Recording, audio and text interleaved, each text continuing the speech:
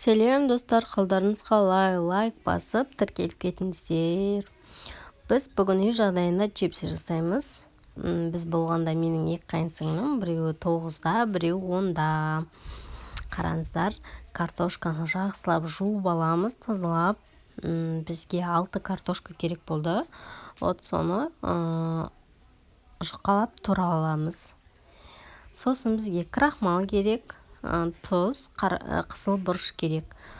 Турап болған соң, мінекей қыздар, жақсылап 3-4 қайтара жуып аламыз.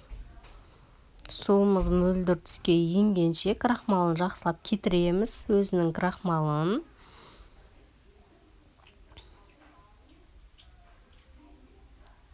Мінекей қыздар, жақсылап жуып аламыз.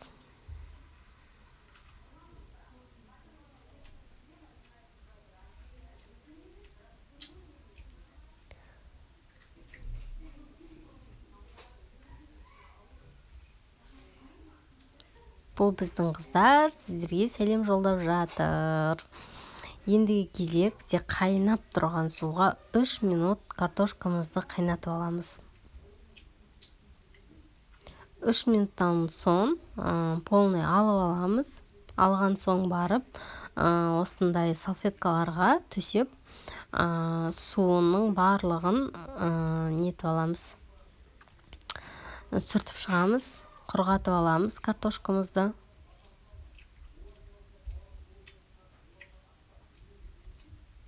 Балалар сүйіп, керемет жақсы жейді. Дүкеннен алған чипсыдан қарағанда, вот осылар өте дәмді болып шығады. Жасап көріңіздер, я. Құрғаған картошкалардың барлығын ыдысқа салып аламыз. Енді қыздар бізге кукурузный крахмал керек. Кукурузный крахмал ол бізге обязательно керек. Енді қараңыздар, кукурузный крахмалымызды алып саламыз. Мінекей.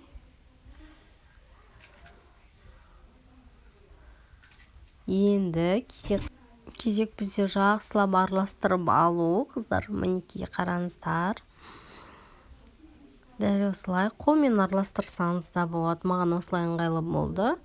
Барлығына бірдей малынсын дедім.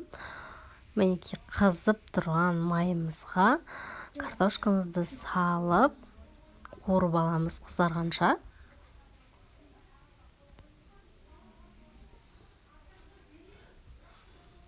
Қараңыздар қыздар, осылай қып-қызыл етіп қуырып аламыз. Енді барлығын қуырып болған соң тұзымыз бен қызыл бұрышымызды араластырамыз. Сіз қытырлақ керемет чипсыйдың дауысын естідіңіздер ғой.